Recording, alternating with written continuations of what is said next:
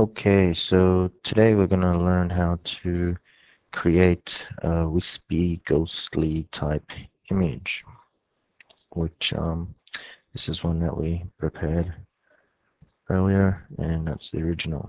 Okay, so let's get started. Okay, so what we'll do, we'll just zoom in a bit here so we have a better view of the picture. Now, the first thing we want to use is the ellipsis selection tool. So the elliptical one. Now, of course, we want to use this to select the iris, and we want to do it without selecting the white. So if you hold the Alt key and the Shift key and put it in the middle, then it should kind of create a circle there for you. Now, I probably want to zoom in there. And then holding the Shift key, you can sort of drag and just keep dragging out till you get a good selection. This is probably the most tedious part. So I'm just going to pause it.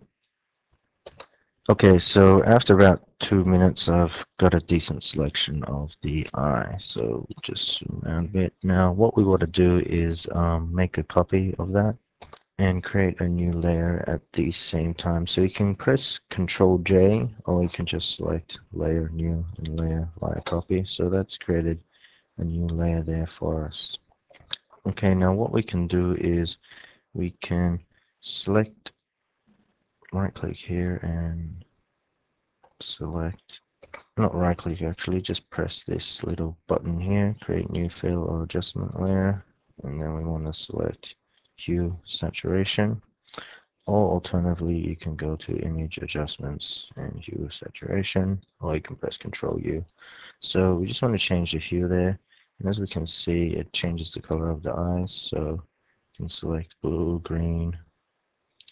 Blue's pretty cool, so we'll just push it all the way here to select the blue. Now the next thing we want to do is select our first layer with the main layer, and just press that same button and go to hue and saturation, or image adjustments, hue saturation, and then we just want to move the saturation all the way to the left to give us that sort of gray effect, and just hit OK. Now to get the ghostly sort of look, you gotta go into, you gotta select the layer first here, and then go into image adjustment and levels, or you can press Control L. Now for here, you just want to play around with this, probably like move each one individually, but if you want some numbers to get you started, you can just put in 50, 1.5 and 200, and then just sort of move this white slider along here just to get a sort of effect. But yeah, just a little fiddling around until you find what you're after. So yeah, we'll just stick with that for the moment. Okay, so I'm just gonna sit with 41.5. I'm on 22.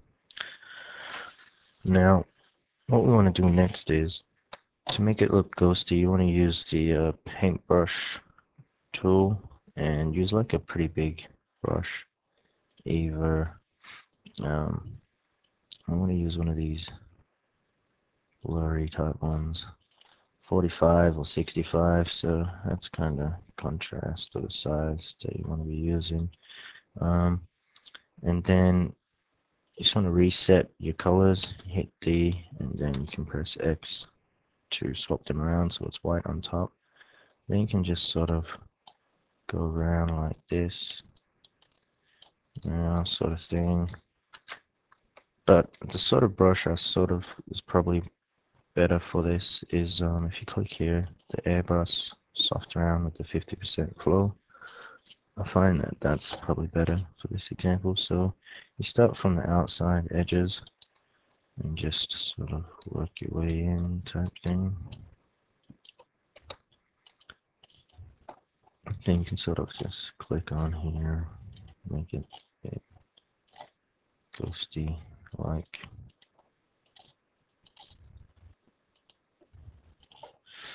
And yeah, so that's basically it.